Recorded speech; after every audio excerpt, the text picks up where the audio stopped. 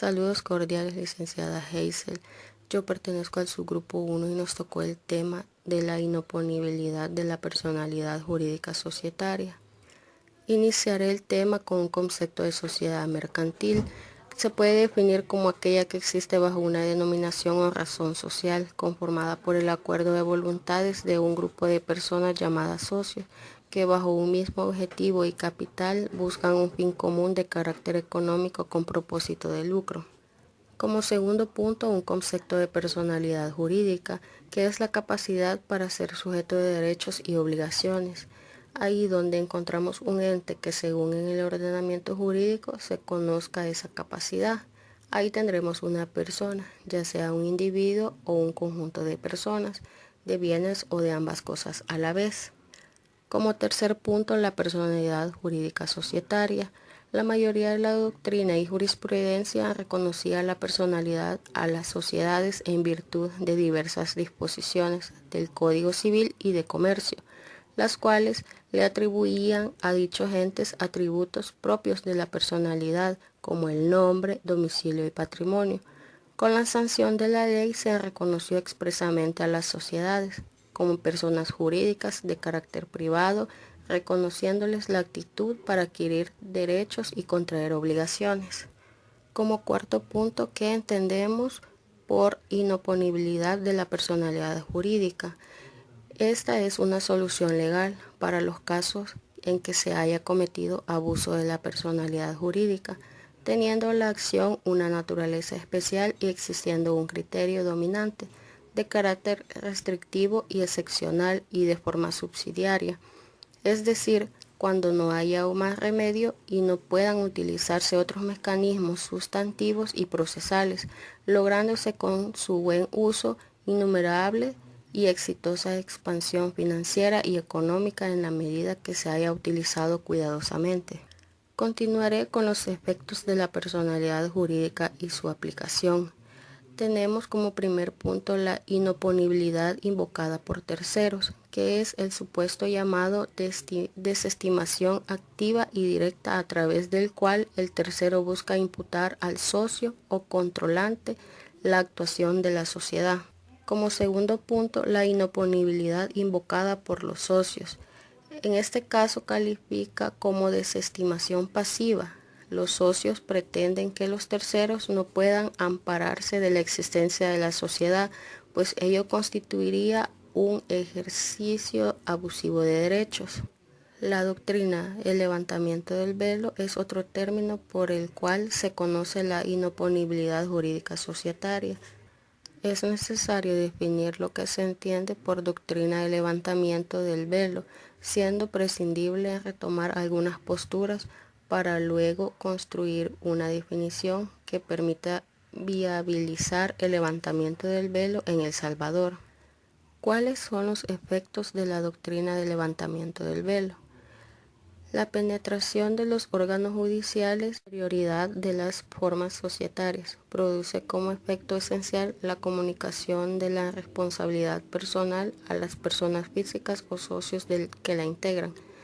Con la aplicación de la doctrina de levantamiento del velo, es posible responsabilizar solidariamente de las obligaciones contraídas por la sociedad en las actividades ilícitas que se realizan por los accionistas, resultando beneficioso a los acreedores y terceros que fueron afectados por las diversas conductas abusivas manifestadas por la sociedad.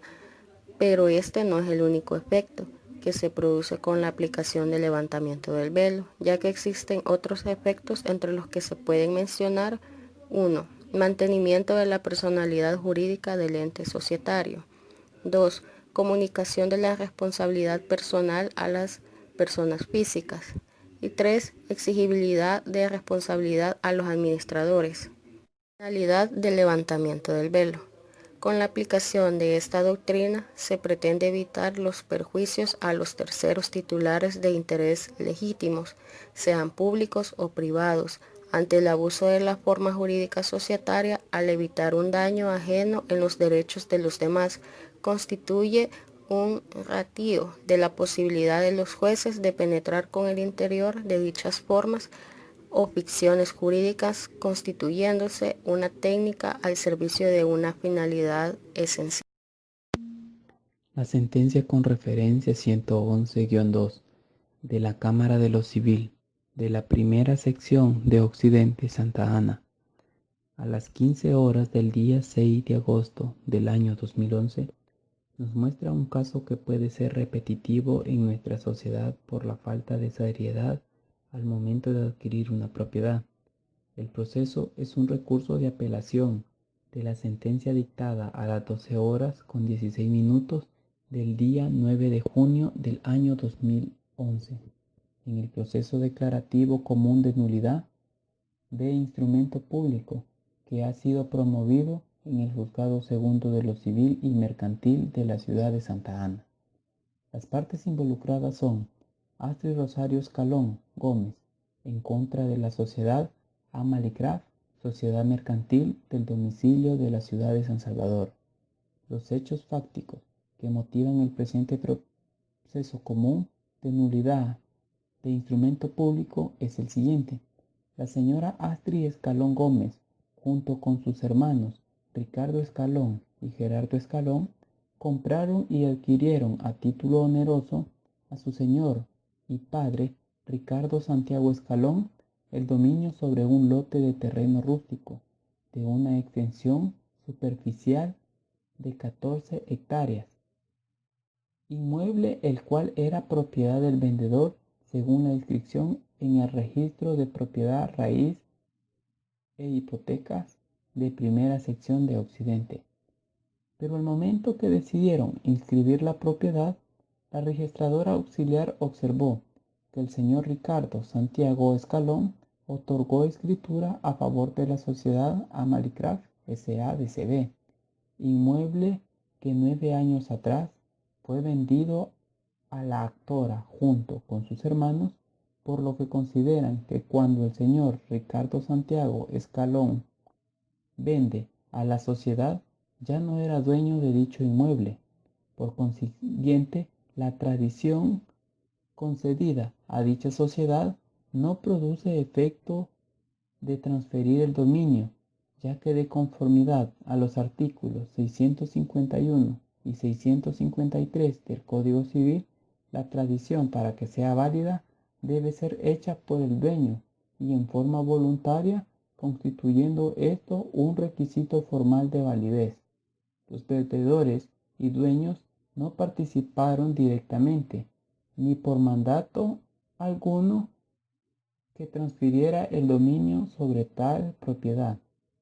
El apoderado de la sociedad demandada, al contestar la demanda, presentada su estrategia jurídica al oponerse a dicha demanda porque considera que en la venta que se efectuó por el señor Ricardo Escalón, nunca fue entregado el mismo a los señores Escalón Gómez.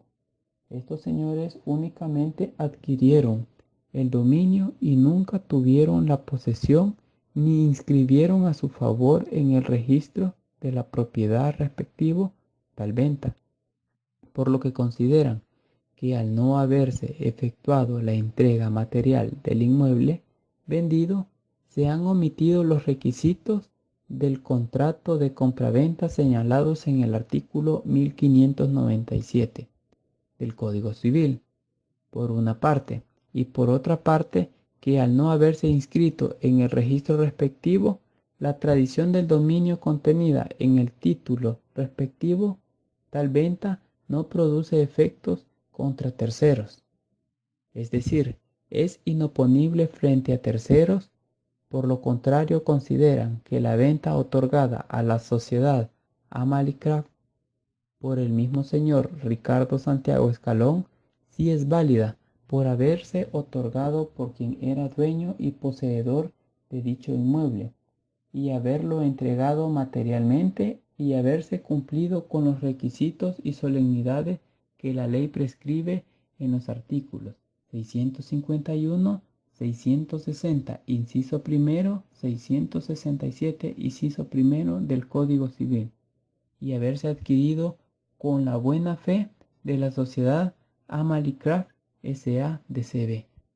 Los fundamentos de derecho de la Cámara son que la pretensión de la actora que se decrete sentencia estimativa de nulidad absoluta sobre la escritura pública de compraventa de inmueble otorgado por el señor Ricardo Escalón a favor de la sociedad Amalicraft S.A. de CB, escritura pública que fue inscrita en el registro de la propiedad, raíz e hipotecas de la primera sección, que 9 años atrás, propiamente a las 17 horas del 16 de abril del año 2001, había sido vendido a la actora junto con sus hermanos Vicente y Martín Escalón Gómez, por el mismo vendedor y padre de los señores Escalón Gómez. Por consecuencia, se alega que la tradición otorgada a la sociedad no produce el efecto de transferir el dominio, ya que de conformidad a los artículos 651 y 653 del Código Civil, la tradición, para que sea válida, debe ser hecha por el dueño y en mención del vendedor ya no era dueño y por consecuencia no podía transferir el dominio. Y al extinguir omisión de algún requisito o formalidad de las leyes, prescriben para el valor de ciertos actos o contratos, en consideración a la naturaleza de ellos y no a la calidad o estado de las personas que lo ejecutan o acuerdan, conllevan a una nulidad absoluta regulada en el artículo 1552 del Código Civil. La personalidad jurídica de las sociedades mercantiles según el régimen jurídico salvadoreño. El artículo 22 del Código de Comercio otorga personalidad jurídica a las sociedades mercantiles inscritas en el registro de comercio, también a aquellas que sin haber cumplido ese requisito se exteriorizan como tales frente a terceros. La atribución de personalidad jurídica a las sociedades mercantiles les confiere el carácter de sujetos de derecho, las dota de capacidad jurídica, de goce y de ejercicio, y por supuesto de obligaciones. La sociedad mercantil, en tal virtud, tiene un patrimonio, un nombre, un domicilio y una nacionalidad, distinta a la de sus socios. Los elementos de la persona jurídica. El elemento principal de la persona jurídica es el nombre. Las sociedades mercantiles necesitan un nombre que las distinga de las demás. Así lo exige el Código de Comercio. El nombre de las sociedades puede ser una razón social o una denominación. La razón social debe formarse con los nombres de uno, de alguno o todos los socios.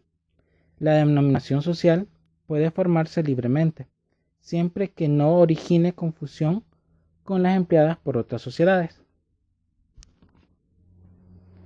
El domicilio social puede fijarse libremente, pero en todo caso deberá ubicarse en el lugar en donde se encuentre establecida su administración. El domicilio deberá señalarse en el acto constitutivo de la sociedad. Nacionalidad. Las sociedades mercantiles pueden tener una nacionalidad distinta a la de sus socios. La legislación salvadoreña distingue entre sociedades nacionales y las extranjeras. Deben de entenderse entonces por sociedades nacionales las que se constituyen con arreglo a la ley y tienen su domicilio legal dentro de la República Salvadoreña. Son sociedades mercantiles extranjeras las que no reúnan alguno de estos dos requisitos. Finalidad social. El Código de Comercio dispone que la escritura constitutiva de las sociedades mercantiles deberá indicar el objeto de las mismas, esto es hacer referencia a la finalidad social, además de declararse y establecerse en la escritura constitutiva la clase de actividades que la sociedad se propone a realizar. La existencia de un objeto o finalidad es requisito indispensable de la sociedad mercantil. Otro ente regulador es el Código Civil, el cual nos dice en el artículo 52 las personas naturales o jurídicas. Son personas naturales todos los individuos de la especie humana, cualquiera que sea su edad, sexo, estirpe o condición. Son personas jurídicas las personas ficticias capaces de ejercer derechos y contraer obligaciones y ser representados judicial o extrajudicialmente. El artículo 540 dice: las personas jurídicas son de dos especies. 1. Corporaciones y fundaciones de utilidad pública. 2. Asociaciones de interés particular. La capacidad procesal en el Código Civil y Mercantil. Según el artículo 61, tendrán capacidad procesal todas las personas jurídicas constituidas con los requisitos y condiciones legalmente establecidos. Las personas jurídicas comparecerán y actuarán en el proceso por medio de quienes ostente su representación conforme a la ley. Además, también tenemos la responsabilidad penal y algunos delitos referentes a las sociedades. La ejecución de un hecho punible origina también obligaciones civiles. Toda persona responsable de un hecho punible lo es también civilmente, pues del hecho pueden derivarse daños o perjuicios, ya de carácter moral o material. Por consiguiente, en principio puede afirmarse que de todo delito nacen dos acciones: una penal, que tiene por objeto el castigo del delincuente, esto es la imposición de una pena, y la otra civil, cuya finalidad es obtener la restitución de la cosa, la reparación del daño, la indemnización de los perjuicios morales o materiales causados y las costas procesales. Debido a que no reconoce la responsabilidad penal de las personas jurídicas como la sociedad mercantil, es rebatible la posibilidad de sancionar penalmente a estos entes por la comisión de ilícitos al anterior de las mismas, atribuyéndose simplemente la responsabilidad civil subsidiaria, sin ningún tipo de sanción directa a la sociedad mercantil como tal, por lo que se hace necesario que se reconozca en la legislación la responsabilidad penal de las personas jurídicas, ya que es la forma más precisa de aplicar sanciones a las sociedades mercantiles que cometan ilícitos a través de sus miembros, pues de otra forma se estaría violentando el principio de legalidad en materia penal que el Código Penal regula expresamente.